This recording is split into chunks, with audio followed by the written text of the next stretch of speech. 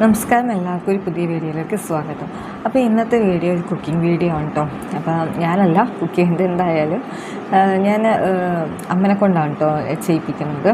വേറൊന്നും തോന്നിയത് എനിക്കറിയില്ല കേട്ടോ ഉണ്ടാക്കാനായിട്ട്. വേറൊന്നിൻ്റെ അല്ല, നമ്മുടെ ദോശപ്പൊടിയുടെ റെസിപ്പിയാണ് കേട്ടോ. അപ്പം എനിക്ക് അമ്മയാണ് കേട്ടോ ഉണ്ടാക്കി തരാറുള്ളത്. അപ്പോൾ പിന്നെ ഞാനങ്ങനെ ഉണ്ടാക്കി നോക്കിയിട്ടില്ല. അപ്പോൾ എന്തായാലും എൻ്റെ വീഡിയോ ചെയ്യുമെന്ന് വിചാരിച്ചപ്പോൾ ഞാൻ വിചാരിച്ചു എന്തായാലും അമ്മനെ കൊണ്ട് ഉണ്ടാക്കിപ്പിക്കാമെന്ന് വിചാരിച്ചു. എൻ്റെ കയ്യിൽ ദോശപ്പൊടി തീർന്നിട്ടുണ്ടായി കേട്ടോ. അപ്പോൾ ഞാൻ വീഡിയോ ഇട്ട് ചെയ്യാമെന്ന് വിചാരിച്ച്. പിന്നെ ഈ വീഡിയോയിൽ കുറച്ചൊക്കെ പ്രശ്നങ്ങളൊക്കെ ലൈറ്റിൻ്റെയൊക്കെ പിന്നെ ക്ലാരിറ്റിയും കുറച്ചൊക്കെ പ്രശ്നങ്ങൾ ഉണ്ടാവും കേട്ടോ. എന്ന് വെച്ചിട്ടുണ്ടെങ്കിൽ വീട്ടിൽ ഒരു നല്ല മഴക്കാറും കാര്യങ്ങളൊക്കെ ഉണ്ടായിരുന്നു. ഞാൻ വൈകുന്നേരം ആയപ്പോഴാണ് പോയത്. അപ്പോൾ നല്ല ഒരു മഴക്കാറുണ്ടായിരുന്നു. അതേപോലെ തന്നെ വീട്ടിലാണെന്നുണ്ടെങ്കിലും വെളിച്ചം കുറച്ച് കുറവുണ്ടായിരുന്നു കേട്ടോ. അപ്പോൾ അതിൻ്റെയൊക്കെ ഒരു പ്രശ്നം എന്തായാലും ഉണ്ട് വീഡിയോയിൽ. എന്നാലും നിങ്ങൾ ഫുള്ളായിട്ട് കാണാം കേട്ടോ. കണ്ടിട്ട് ഇഷ്ടമാണെന്നുണ്ടെങ്കിൽ ലൈക്കും സബ്സ്ക്രൈബും ചെയ്യാം കേട്ടോ. പിന്നെ നമുക്ക് വളരെ എളുപ്പത്തിൽ തന്നെ ഉണ്ടാക്കാൻ പറ്റുന്ന ദോശപ്പൊടി റെസിപ്പിയാണ് കേട്ടോ. ഒരുപാട് ഇൻഗ്രീഡിയൻസ് ഒന്നും വേണ്ട, 2-3 ഇൻഗ്രീഡിയൻസുകൾ മതി കേട്ടോ നമുക്ക്. അപ്പം തന്നെ നമുക്ക് വേഗത്തിൽ ഉണ്ടാക്കിയെടുക്കാം. അതേപോലെ തന്നെ നല്ല ടേസ്റ്റുള്ള ഒരു ദോശപ്പൊടി തന്നെയാണ് കേട്ടോ. നമ്മൾ കടയിൽ നിന്നൊക്കെ മേടിക്കുന്ന അതിനേക്കാളും ടേസ്റ്റാണ് നമ്മൾ തന്നെ വീട്ടിൽ തന്നെ ഉണ്ടാക്കിയ ദോശപ്പൊടിക്ക്. അപ്പം ഒന്ന് എല്ലാവരും ഉണ്ടാക്കി നോക്കാം കേട്ടോ. ഞാൻ എപ്പോഴും ഷെയർ ചെയ്യാനൊന്നും വീഡിയോസ് പറയാറില്ല, പക്ഷേ ഈ വീഡിയോ പറ്റണമെങ്കിൽ നിങ്ങൾ ഷെയർ ചെയ്യുക കേട്ടോ. എന്ന് വെച്ചിട്ടുണ്ടെങ്കിൽ നമുക്ക് ഇതേപോലെ ദോശപ്പൊടിയൊക്കെ വീട്ടിലുണ്ടാക്കുന്നവർക്ക് വളരെ എളുപ്പത്തിൽ തന്നെ എങ്ങനെ കുറഞ്ഞ ചേരുവകളൊക്കെ ചേർത്ത് വേഗം ഉണ്ടാക്കാമല്ലോ. അപ്പോൾ നമുക്ക് നേരെ വീഡിയോയിലോട്ട് പോകാം. അപ്പം ഞാൻ ഫസ്റ്റ് അതിന് മുമ്പ് കുറച്ച് വെളിച്ചെണ്ണ ചൂടാക്കി എടുക്കാനുണ്ടായിരുന്നു കേട്ടോ. വെളിച്ചെണ്ണ എന്ന് വെച്ചിട്ടുണ്ടെങ്കിൽ നമ്മൾ കൊപ്ര ഉണ്ടല്ലോ, അതൊക്കെ മില്ലിൽ കൊണ്ടുപോയി ആട്ടി കൊണ്ടുവന്നിട്ടുണ്ടായിരുന്നു. പക്ഷേ അതിൽ കുറച്ച് കൊപ്രയൊക്കെ കുറച്ച് വെള്ളത്തിൻ്റെ ഒരു അംശം പച്ച പോലെ ഉണ്ടായിരുന്നു എന്ന് പറഞ്ഞു. അപ്പോൾ അവർ വെളിച്ചെണ്ണ ചൂടാക്കി വെച്ചിട്ടുണ്ടെങ്കിൽ അത് കേടുകൂടാണ്ടിരിക്കും, അല്ലാന്നുണ്ടെങ്കിൽ പെട്ടെന്ന് കേടായി പോകുമെന്ന് പറഞ്ഞിട്ടുണ്ടായിരുന്നു കേട്ടോ. അപ്പോൾ അതുകൊണ്ട് അതൊക്കെ ഒന്ന് ചൂടാക്കാൻ വേണ്ടി അടുപ്പത്ത് വെച്ചിട്ടുണ്ടായിരുന്നു. രണ്ടൊന്നും നല്ലോണം തിളച്ച് കഴിഞ്ഞപ്പോഴേക്കും എടുത്ത് മാറ്റി കേട്ടോ. അപ്പോൾ എനിക്ക് അടുപ്പത്ത് പുക എനിക്ക് പറ്റില്ല കേട്ടോ. അപ്പോൾ റിയാസിനെയാണ് എല്ലാം ചെയ്തത്. ഞാൻ ജസ്റ്റ് ഒന്ന് വീഡിയോ എടുക്കാൻ വേണ്ടി മാത്രം പോയതാണ് കേട്ടോ. അപ്പോൾ ആൾ തന്നെ ചൂടൊക്കെ ആറി കഴിഞ്ഞപ്പോഴേക്കും കുപ്പികളിലൊക്കെ ഒഴിച്ചു തന്നു. അപ്പം നമ്മളങ്ങനെ അത് സ്റ്റോർ ചെയ്ത് വെച്ചിട്ടുണ്ടായിരുന്നു കേട്ടോ. അതിനൊക്കെ ശേഷം ഒരു വൈകുന്നേരം ആയപ്പോഴാണ് ഞാൻ വീട്ടിലോട്ട് പോയത്. അപ്പോൾ അതിന് മുമ്പ് കുറച്ച് പായസം ഉണ്ടാക്കാൻ വേണ്ടി എടുത്തിട്ടുണ്ടായിരുന്നു കേട്ടോ. ഞാൻ സേമിയ പായസമാണ്. അപ്പോൾ അനിയത്തിക്ക് ഭയങ്കര ഇഷ്ടമെന്ന് പറഞ്ഞു. അപ്പോൾ ഞാൻ പറഞ്ഞിട്ടുണ്ടായിരുന്നു ഉണ്ടാക്കി കൊണ്ടുവരാന്നുള്ളത്. അമ്മ വീട്ടിലുണ്ടാക്കുമോ സേമിയ പായസം, പക്ഷെ അത് കുറച്ച് വെള്ളം പോലെ ആയിട്ടുണ്ടെങ്കിൽ ഒട്ടും തിക്കായിരിക്കില്ല. പക്ഷെ അവർക്ക് ഇഷ്ടം കുറച്ച് തിക്കായിട്ടുള്ളതാണ്. അപ്പോൾ ഞാൻ പറഞ്ഞു ഞാൻ എന്തായാലും ഉണ്ടാക്കി കൊണ്ടുവരാമെന്ന് പറഞ്ഞിട്ടുണ്ടായിരുന്നു. വേറൊന്നുമല്ല കേട്ടോ, നമുക്ക് പെരുന്നാളിൻ്റെ സമയത്ത് ഞാൻ ഉണ്ടാക്കിയിട്ടുണ്ടായിരുന്നു കേട്ടോ സേമിയ പായസം. അപ്പോൾ എനിക്ക് നല്ല ടേസ്റ്റായിട്ട് എനിക്ക് തോന്നിയിട്ടുണ്ടായിരുന്നു. ഞാൻ ക്യാരമൽ പായസം ഉണ്ട് ഞാൻ ഉണ്ടാക്കിയത്. നമ്മുടെ പഞ്ചസാര ക്യാരമലൈസ് ചെയ്തിട്ടാണ് ഞാൻ ആ സേമിയ പായസം ഉണ്ടാക്കിയത്. അപ്പോൾ നല്ല ടേസ്റ്റ് ഉണ്ടായിരുന്നു കേട്ടോ.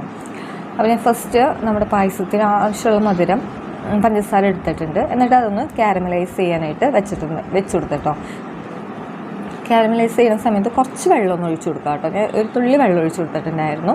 വെള്ളമൊക്കെ ഒന്ന് വറ്റി വരുമ്പോഴേക്കും പഞ്ചസാര ഇതേപോലെ കട്ട പോലെ ഉണ്ടാവും കേട്ടോ. കുഴപ്പമൊന്നുമില്ല. അത് നമുക്ക് കുറച്ച് നേരം അങ്ങനെ കടന്നു കഴിയുമ്പോഴേക്കും അതിങ്ങനെ അലിഞ്ഞ് വന്നോളും കണ്ടോ. കുറേശ്ശെ പഞ്ചസാര അലിയണം കേട്ടോ.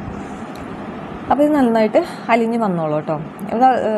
തീ ഒരിക്കലും കൂട്ടിയിടരുത് കേട്ടോ, സിമ്മിലിട്ട് വേണം ഇങ്ങനെ ചെയ്യാനായിട്ട്. അപ്പം ഞാനത് അങ്ങനെ ക്യാരമലൈസ് വെച്ചിട്ടുണ്ടായിരുന്നു. ഇതേ ക്യാരമലൈസ് ആയിട്ടോ പഞ്ചസാര കണ്ടോ. ഈ ഒരു കളറിൽ നമുക്ക് കിട്ടി, നല്ല ബ്രൗൺ കളറിൽ നമുക്ക് കിട്ടിയിട്ടുണ്ട്. അപ്പോൾ ഈ ഒരു പാകത്തിനാണ് ഉണ്ടായിരുന്നു കണ്ടോ. കുറച്ച് വെള്ളം പോലെയൊക്കെ ഉണ്ട് ഇത്. അപ്പോൾ നമുക്കിത് എന്തായാലും പായസത്തിൽ ചേർക്കുന്ന സമയത്ത് കുറച്ചും കൂടി വെള്ളം ചേർത്ത് കഴിഞ്ഞിട്ട് ഒന്നും കൂടി ലൂസാക്കി എടുക്കണം കേട്ടോ. അപ്പോൾ ഞാനിതിൽ കുറച്ച് തിളപ്പിച്ചാറ്റിയ വെള്ളം ഉണ്ടല്ലോ, നേരി ചൂടുള്ള വെള്ളം, അതൊന്ന് ഒഴിച്ചു കൊടുക്കുന്നുണ്ട്. അത് ഒഴിച്ചു കൊടുക്കുന്ന സമയത്ത് പ്രത്യേകം ശ്രദ്ധിക്കാട്ടോ, ഇത് പെട്ടെന്ന് പൊട്ടിത്തെറിക്കും. അപ്പോൾ ഇത് പെട്ടെന്ന് പൊട്ടിത്തെറിച്ചിട്ടുണ്ടായിരുന്നു കേട്ടോ. അപ്പോൾ എൻ്റെ ഫോണിലോട്ടൊക്കെ ആകെ ആയിട്ടുണ്ടായിരുന്നു പുകയെല്ലാം. ഞാൻ ആ ടീസ്പൂൺ അതിൻ്റെ ഒപ്പം ഇട്ടത് കൊണ്ടാണ് കേട്ടോ. ആ ടീസ്പൂണിനെ പറ്റി പിടിച്ച് വെക്കേണ്ടായിരുന്നു. അപ്പോൾ ഇതേപോലെ നമ്മൾ വെള്ളം ഒഴിച്ച് കഴിയുമല്ലോ, അപ്പോൾ ഇതേപോലെ ഉണ്ടോ വരുന്നത്, ഇങ്ങനെ കട്ടായിട്ട് വരും. അത് കുഴപ്പമില്ല. അത് കുറച്ച് കഴിയുമ്പോഴേക്കും നമുക്ക് ഈ വെള്ളത്തിൽ തന്നെ അത് അലിഞ്ഞ് പൊയ്ക്കോളൂ കേട്ടോ. അലിഞ്ഞ് അത് ശരിയായിക്കോളൂ. അപ്പോൾ ഞാൻ ഇത് നല്ലോണം തിളച്ച് കഴിഞ്ഞപ്പോഴേക്കും ഞാൻ ഇത് മാറ്റി വെച്ചു. അതായത് നമുക്ക് പായസം ഉണ്ടാക്കാനായിട്ട് ഒരു പാത്രം വെച്ചു, ഒരു പാൻ വെച്ച് ചൂടാക്കി കേട്ടോ. അതിൽ കുറച്ച് നെയ്യ് ഇട്ട് കൊടുത്തു. അത് ഞാൻ എടുത്തത് വറുത്ത സേമിയോ തന്നെയാണ് കേട്ടോ ഞാൻ എടുത്തത്. കണ്ടോ, ഇത് വറുത്ത സേമിയാണ്. പക്ഷെ ഞാൻ അളവ് നോക്കിയിട്ടുണ്ടായിരുന്നില്ല കേട്ടോ. ഞാൻ കുറച്ചങ്ങോട്ട് ഇട്ട് കൊടുക്കുകയാണ് ചെയ്തത്. എന്നിട്ട് ഇത് നന്നായിട്ടൊന്ന് ഒരുപാടൊന്നും വറുക്കണമെന്ന് വെച്ചിട്ടുണ്ടെങ്കിൽ വറുത്ത സേമിയോ ആണല്ലോ. അപ്പോൾ ഞാൻ നല്ലോണം ആ നെയ്യിലിട്ടൊന്ന് നന്നായിട്ടൊന്ന് ചെറിയ ചൂടാക്കി എടുത്തിട്ടുള്ളൂ കേട്ടോ. അതിനുശേഷം നമുക്കിതിൽ പാലൊഴിച്ച് കൊടുക്കാമല്ലോ എന്ന് വിചാരിച്ചു. പാൽ ഞാൻ 1 ലിറ്റർ പാലാണ് എടുത്തത്. അപ്പോൾ ഈ പാലാണ് ഞാൻ എടുത്തത് കേട്ടോ. നമുക്ക് ഒരു ലിറ്റർ പാലോളം ഞാൻ എടുത്തിട്ടുണ്ടായിരുന്നു. ഇതെല്ലാം കറക്റ്റായിട്ട് വന്നിട്ടുണ്ടായിരുന്നു. പക്ഷേ ഒരു പ്രശ്നം പറ്റിയത് നമുക്ക് കുറച്ച് നേരം പായസം കുറച്ച് നേരം വെച്ച് കഴിഞ്ഞപ്പോഴേക്കും അതൊന്ന് കുറച്ചും കൂടി കട്ടായി പോലെ ആയിട്ടുണ്ടായിരുന്നു കേട്ടോ. ഭയങ്കര തിക്കായിട്ടുണ്ടായിരുന്നു. അപ്പോൾ ഞാൻ അര ഗ്ലാസ് പാലൊന്നും കൂടി നല്ലോണം തിളപ്പിച്ച് ഒഴിച്ച് കഴിഞ്ഞപ്പോഴേക്കും എല്ലാം സെറ്റായി എനിക്ക് കിട്ടിയിട്ടുണ്ടായിരുന്നു കേട്ടോ. അപ്പോൾ ഞാൻ പാലൊക്കെ ഒഴിച്ചെടുത്തിട്ടുണ്ട്. പാലൊഴിച്ചെടുത്ത് നന്നായിട്ട് ചൂടായതിന് ശേഷം കുറച്ച് ഏലക്കപ്പൊടിയും കൂടി ഇട്ട് കൊടുക്കണ്ട കേട്ടോ. അപ്പോൾ ഏലക്കപ്പൊടിയും കൂടി ഒരു 3 ഏലക്കായ ഉണ്ട് ഞാൻ എടുത്തത്. ഒരു 3 ഏലക്കായ നന്നായിട്ട് അതിൻ്റെ കുരു നന്നായിട്ട് പൊടിച്ചിട്ട് അതിട്ട് കൊടുത്തിട്ടുണ്ട്. ഇനി ഇത് നന്നായിട്ടൊന്ന് ചൂടാക്കി കഴിഞ്ഞപ്പോഴേക്കും നമുക്ക് കാരമലൈസ് ചെയ്ത് വെച്ചിട്ടുണ്ടായിരുന്ന പഞ്ചസാര ഉണ്ടല്ലോ, അപ്പോൾ അതും കൂടി ഇതിലോട്ട് ഒഴിച്ചു കൊടുക്കണ്ട കേട്ടോ. ഇതൊഴിക്കുമ്പോൾ ഇപ്പം ഇങ്ങനെ കാണുമ്പോൾ ഒരു വൈറ്റ് കളർ തന്നെയാണ്, പക്ഷേ ഇത് ശരിക്കും നേരിട്ട് കാണുമ്പോഴേക്കും ഒരു പിങ്ക് കളർ പോലെ ഉണ്ട് കേട്ടോ. നമ്മൾ കാരമലൈസ് ചെയ്ത പഞ്ചസാര ഉള്ളു കേട്ടോ. അപ്പോൾ ഒരു നല്ലൊരു കളർ വ്യത്യാസമുണ്ട്. കാണാനും നല്ല രസമുണ്ടായിരുന്നു കേട്ടോ. അതായത് ഫുൾ വൈറ്റ് അല്ലാണ്ട് നേരിയൊരു പിങ്ക് കളർ പോലെ ഉണ്ടായിരുന്നു കേട്ടോ പായസത്തിന്. ഇനി പായസം നന്നായിട്ട് ഇളക്കി കൊടുക്കുക. നമ്മുടെ സേമിയ കുറച്ചൊന്ന് വെന്ത് കിട്ടണമല്ലോ. അപ്പോൾ ഞാൻ നന്നായിട്ട് ഇളക്കി കൊടുക്കണം കേട്ടോ. പിന്നെ നമുക്കിനി ഇതിൽ കുറച്ച് കശുവണ്ടിയും ഇതൊക്കെയാണ് നെയ്യിൽ വറുത്തിടുന്നത്. അത് നമുക്ക് ലാസ്റ്റ് വറുത്തിടാം കേട്ടോ. കണ്ടോ, ഈ ഒരു പാകത്തിന് നമുക്ക് കിട്ടി കേട്ടോ പായസം. ഇതിപ്പോൾ തീയൊക്കെ ഓഫ് ചെയ്തു. ഈ ഒരു പാകത്തിന് നമുക്ക് കിട്ടിയിട്ടുണ്ടായിരുന്നു സേമിയൊക്കെ വെന്ത് കഴിഞ്ഞപ്പോഴേക്കും. പക്ഷേ ഇതെന്തായാലും കുറച്ച് നേരം ഒന്ന് ഇരുന്ന് കഴിഞ്ഞ് ഞാൻ നോക്കിയപ്പോഴേക്കും കണ്ടോ ഇതേപോലെ കട്ടായിട്ടുണ്ടായിരുന്നു. ഞാൻ നേരത്തെ പറഞ്ഞിട്ടുണ്ടായിരുന്നല്ലോ, കുറച്ചൊന്ന് കട്ടായി പോയപ്പോഴേക്കും ഞാൻ ഒരു അര ഗ്ലാസ് പാല് തിളപ്പിച്ചിട്ടുന്നു. അതേപോലെ കട്ടായിട്ടുണ്ടായിരുന്നു കേട്ടോ. അപ്പോൾ അത് ഇരിക്കും തോറും കട്ടായിട്ട് വന്ന കാരണം ഞാൻ കുറച്ച് പാൽ തിളപ്പിച്ച് വെച്ചത്. പിന്നെ ഞാൻ ഇതിൽ കണ്ടോ നമ്മുടെ ക്യാഷ്യും അതേപോലെ മുന്തിരിയൊക്കെ ഒന്ന് നന്നായിട്ട് നെയ്യിൽ വറുത്തിട്ട് അതിലോട്ട് ഇട്ട് കൊടുത്തിട്ടുണ്ട്. അപ്പോൾ ഇത്രയേ ഉള്ളൂ കേട്ടോ, നമ്മുടെ പായസം റെഡി ആയിട്ടുണ്ട്. കണ്ടോ ഈ ഒരു പാകത്തിലാണ് ഞാൻ എടുത്തത്. ഒരു അര ഗ്ലാസ് പാലാണ് കേട്ടോ വേണ്ടി വന്നുള്ളൂ. അതും കൂടി ഒന്ന് ചൂടാക്കി നന്നായിട്ട് നന്നായിട്ട് തിളപ്പിച്ചിട്ട് ഇതിലോട്ട് ഒഴിച്ചു കൊടുത്തു. അതായത് ഞാൻ പറഞ്ഞല്ലോ, വൈകുന്നേരം ആയപ്പോഴാണ് ഞാൻ വീട്ടിലോട്ട് പോയത്. ഒരു ചെറിയൊരു മഴക്കാറും കാര്യങ്ങളൊക്കെ ഉണ്ടായിരുന്നു കേട്ടോ. അതുകൊണ്ടാണ് ഞാൻ ആദ്യം വീഡിയോയിൽ പറഞ്ഞത് കുറച്ച് ക്ലാരിറ്റി കുറവ് തോന്നാം നിങ്ങൾക്ക്, അതൊന്ന് ക്ഷമിക്കാം കേട്ടോ. അപ്പം ഞാൻ വീട്ടിലെന്ന് വെച്ചാൽ അച്ഛനും അമ്മയും അതേപോലെ അനിയത്തി ഇവിടെ അടുത്താണ് കേട്ടോ താമസിക്കുന്നത്. എന്ന് വെച്ചാൽ അനിയത്തിക്ക് ഇവിടെ ജോലിയുള്ളത്. അപ്പോൾ അവൾ ടീച്ചറാണ് ഇവിടെ. അപ്പോൾ സ്കൂളിൻ്റെ അടുത്ത് തന്നെയാണ് ഒരു വീട്, ഒരു ചെറിയ വീടാണ് കേട്ടോ വാടകയ്ക്ക് എടുത്തേക്കുന്നത്. എൻ്റെ വീട് ശരിക്കും ഞാൻ മുമ്പുള്ള വ്ളോഗിലൊക്കെ ഇട്ടിട്ടുണ്ട്. അത് വരാപ്പുഴയാണ് കേട്ടോ. അപ്പോൾ ഇപ്പോൾ ഇവിടെ വാടകയ്ക്ക് താമസിക്കുന്നതാണ് അവർ. അപ്പോൾ ഞാൻ ഒരു ഗ്ലാസ് ഉഴുന്നാണ് കേട്ടോ അമ്മയെ കൊണ്ട് ചെയ്യിപ്പിക്കുന്നതാണ് കേട്ടോ. അപ്പോൾ ഒരു ഗ്ലാസ് ഉഴുന്നാണ് നമുക്ക് വേണ്ടത്. ആ ഉഴുന്ന് ഒന്ന് നമുക്ക് കഴുകിയെടുക്കാം കേട്ടോ. കടയിൽ നിന്ന് മേടിക്കുന്ന ഉഴുന്നുണ്ടല്ലോ, ഒന്ന് കഴുകിയിട്ട് നമുക്കൊന്ന് ചൂടാക്കി എടുക്കാം. അപ്പോൾ വേറെ അളവ് പാത്രമൊന്നുമില്ല കേട്ടോ. അതാണ് ഞാൻ ഒരു ഗ്ലാസ്സിൽ പറഞ്ഞത്. പിന്നെ ഇതിൽ നമുക്ക് അരിയാണ് ഇട്ട് കൊടുക്കേണ്ടത്. അപ്പോൾ അമ്മ ഒരു പിടി അരിയാണ് പറയുന്നത്. നമ്മുടെ കയ്യിൽ ഒരു പിടി ഉണ്ടല്ലോ, ആ ഒരു പിടി അരിയാണ് അതിലിട്ട് കൊടുത്തത്. എന്നിട്ട് നന്നായിട്ടൊന്ന് ചൂടാക്കി എടുക്കാം കേട്ടോ. അതായത് നമുക്ക് ഈ ഒരു കളർ മാറിയിട്ട് നല്ലൊരു ബ്രൗൺ കളറാവും. ഇപ്പോൾ ഈ കളറുണ്ടല്ലോ അത് മാറിയിട്ട് നല്ലൊരു ബ്രൗൺ കളറായി കിട്ടും കേട്ടോ നമുക്ക്. അപ്പോൾ ഇതാണ് കേട്ടോ വീട്. അച്ഛനും അമ്മയും അനിയത്തിയും താമസിക്കുന്ന വീട് ഇതാണ് കേട്ടോ. ഒരു പഴയ വീടാണ് കേട്ടോ. പക്ഷെ ചുറ്റും നല്ലോണം സ്ഥലങ്ങളുണ്ട്. പിന്നെ അടുത്തടുത്ത് തന്നെ വേറെ വീടുകളുണ്ട്. അപ്പോൾ എന്തെങ്കിലും ആവശ്യത്തിനാണെന്നുണ്ടെങ്കിലും അടുത്ത് തന്നെ വീട്ടുകാരൊക്കെ ഉള്ള കാരണം കുഴപ്പമില്ല കേട്ടോ. അപ്പോൾ ആ സമയം കൊണ്ട് ഞാൻ ചായയും കൂടി ഉണ്ടാക്കി കേട്ടോ. അപ്പം അമ്മ അത് നമുക്ക് കൈവിടാണ്ട് ഇളകിക്കൊണ്ടിരിക്കുക കേട്ടോ, അല്ലെങ്കിൽ പെട്ടെന്ന് കരിഞ്ഞൊക്കെ പോകും. അപ്പോൾ അമ്മ അതിൻ്റെ പണിയിലാണ്. അപ്പോൾ കണ്ടോ ഇപ്പോൾ കളർ കണ്ടോ, നല്ലൊരു ബ്രൗൺ കളറായിട്ടുണ്ട്. ഇതാണ്ട് ഞാൻ പറഞ്ഞ ഒരു വെട്ടത്തിൻ്റെ ഒരു പ്രശ്നമുണ്ടെന്നുള്ളത്. അപ്പോൾ നല്ലൊരു ബ്രൗൺ കളറായിട്ടുണ്ട്. ഇനി അത് നമുക്ക് മാറ്റാം കേട്ടോ, ഒരു പാത്രത്തിലോട്ട് മാറ്റാം. അതിന് ശേഷം നമുക്കിനി ഇതിൽ നമ്മുടെ വറ്റൽ മുളക് ഉണ്ടല്ലോ, ഉണക്കമുളക് എന്നൊക്കെ പറയണത്, അത് ഇട്ട് കൊടുക്കാം കേട്ടോ. 15 എണ്ണമാണ് ഞാൻ അമ്മ എടുത്തിട്ടുണ്ടായിരുന്നത്. പക്ഷെ 15 എണ്ണമൊന്നും വേണ്ട കേട്ടോ. ഒരു 12 എണ്ണോ അല്ലെങ്കിൽ 13 എണ്ണമൊക്കെ മതി.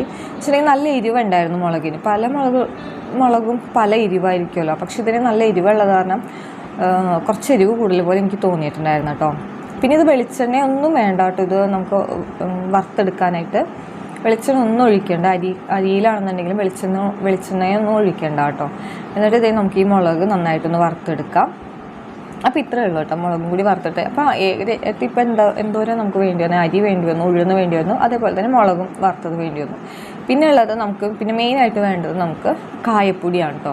പിന്നെ ഉപ്പ് വേണം, അത്യാവശ്യത്തിന് ഉപ്പും കൂടി ഇട്ട് കൊടുക്കാം. അപ്പോൾ ഇത്രയേ ഉള്ളൂ കേട്ടോ. നമുക്ക് ഇത്രയും ഇൻഗ്രീഡിയൻസ് മതി. നമുക്ക് എളുപ്പത്തിൽ വേഗം ഉണ്ടാക്കിയെടുക്കാം എന്നുള്ള ഒരു 5-10 മിനിറ്റ് കൊണ്ട് നമുക്ക് ഉണ്ടാക്കിയെടുക്കാം കേട്ടോ. ആ ഒരു ഉഴുന്നും അരിയൊക്കെ ഒന്ന് ഒരു ചൂടാവേണ്ട സമയം എടുക്കണുള്ളൂ. പിന്നെ അതേ കറിവേപ്പില ഇട്ട് കൊടുത്തിട്ടുണ്ട്. കറിവേപ്പിലൊക്കെ വേണമെന്നുണ്ടെങ്കിൽ ഇട്ട് കൊടുത്താൽ മതി കേട്ടോ. അതേപോലെ തന്നെ ഉപ്പും അമ്മ എടുത്ത് കുറച്ച് കൂടുതലാണ്, അപ്പോൾ ഞാൻ കുറച്ച് അത്രയും വേണ്ടെന്ന് പറഞ്ഞിട്ട് കുറച്ച് ഇടിച്ചിട്ടുള്ളൂ. പിന്നെ ഇതൊക്കെ ചെയ്യുന്ന സമയത്ത് നമുക്ക് തീ ഓഫ് ചെയ്തിടാം കേട്ടോ. എന്ന് വെച്ചിട്ടുണ്ടെങ്കിൽ നമ്മൾ മുളക് വറുത്ത് കഴിയുമ്പോൾ തന്നെ തീ ഓഫാക്കുക. എന്നിട്ട് ആ ചൂടുള്ള ചട്ടിയിൽ തന്നെ നമുക്ക് ഉപ്പും കായപ്പൊടിയും അതേപോലെ കറിവേപ്പിലയും കൂടിയിട്ട് ഒന്ന് നന്നായിട്ട് ചൂടാക്കി എടുക്കുക. ഒരു 1/2 ടീസ്പൂണോളം ഉപ്പിടാം കേട്ടോ. എന്നിട്ട് നന്നായിട്ട് ഒന്ന് ചൂടാക്കി എടുക്കുക. ഇത് ചൂടാക്കിയിട്ട് നമുക്കിത് മാറ്റാം കേട്ടോ, പ്ലേറ്റിലോട്ട് മാറ്റാം. ഇത് ചൂടാറിയതിന് ശേഷം നമുക്ക് വേഗം തന്നെ പൊടിച്ചെടുക്കാം കേട്ടോ. അപ്പോൾ എനിക്ക് എന്തായാലും മഴയൊക്കെ പെയ്യുന്നതിന് മുമ്പേ വീട്ടിലോട്ട് പോകണമെന്നുണ്ടായിരുന്നു കേട്ടോ തിരിച്ച്. അതുകൊണ്ട് ഞാൻ വേഗം ഇതൊക്കെ ഫാൻ്റെ അടിയിൽ കൊണ്ട് വെച്ച് ചൂടാറിയതിന് ശേഷം വേഗം തന്നെ പൊടിച്ചെടുക്കേണ്ടോ ഞാൻ ചെയ്തത്. അപ്പോൾ ഇത് നല്ലോണം ഇനി നമ്മുടെ മിക്സിയുടെ ജാറിലിട്ട് ഒന്ന് പൊടിച്ചെടുക്കാം. ഒരുപാട് നൈസായിട്ടൊന്നും പൊടിയണ്ട. നമുക്കറിയാലോ ദോശപ്പൊടിയുടെ ഒരു പാകമുണ്ടല്ലോ, ആ ഒരു പാകത്തിന് നമുക്ക് പൊടിച്ചെടുക്കാം കേട്ടോ. അപ്പോൾ ദോശപ്പൊടിയൊക്കെ പൊടിച്ച് കഴിഞ്ഞിട്ടുണ്ട്. ഒരു ചെറിയൊരു തരി പോലെ ഉണ്ട്, അങ്ങനെ കേട്ടോ. ആ ഒരു പാകത്തിനാണ് ഞാൻ പൊടിച്ചത്. അതെങ്ങനെ എനിക്ക് പറയേണ്ടതെന്ന് അറിയില്ല കേട്ടോ. നമുക്ക് കടയിൽ നിന്നൊക്കെ ദോശപ്പൊടി മേടിക്കുമ്പോൾ ആ ഒരു പാകം നമുക്കറിയാമല്ലോ. അപ്പോൾ അതേപോലെ ആ ഒരു ഇതിൽ നമുക്ക് പൊടിച്ചെടുക്കാം കേട്ടോ. മിക്സിയിൽ ജാറിലിട്ട് പൊടിച്ചെടുക്കാം. ചൂടാറിയതിന് ശേഷം പൊടിച്ചെടുക്കാം. അതിനുശേഷം ഈ പൊടിച്ചെടുത്തതും ഒന്ന് ചൂടാറാൻ വെക്കുക കേട്ടോ. ഇതിനൊരു ചൂടുണ്ടാവും, നേരിയൊരു ചൂടുണ്ടാവും. അതിനുശേഷം മാത്രം നമുക്കൊരു പാത്രത്തിലാക്കാം കേട്ടോ. ഇത് എത്ര ദിവസം വേണമെന്നുണ്ടെങ്കിലും കേടുകൂടാണ്ടിരിക്കുക കേട്ടോ. അത് നമ്മൾ നല്ല ടീസ്പൂണുകളിടുക, വെള്ളമൊന്നും ഇല്ലാത്ത ടീസ്പൂണുകളിടുക. അതേപോലെ തന്നെ ചൂടാറിയതിന് ശേഷം മാത്രം പാത്രത്തിലാക്കുക. അപ്പോൾ ഇത്രയുള്ള വീഡിയോ, ഒരു കുഞ്ഞു വീഡിയോ ആയിരുന്നു കേട്ടോ. എല്ലാവർക്കും ഇഷ്ടമെന്ന് വിചാരിക്കുന്നു. ഇഷ്ടമെന്നുണ്ടെങ്കിൽ ലൈക്കും കമൻറ്റും ആദ്യം പറഞ്ഞ പോലെ തന്നെ സബ്സ്ക്രൈബും അതേപോലെ തന്നെ ഷെയറും ചെയ്ത് സപ്പോർട്ട്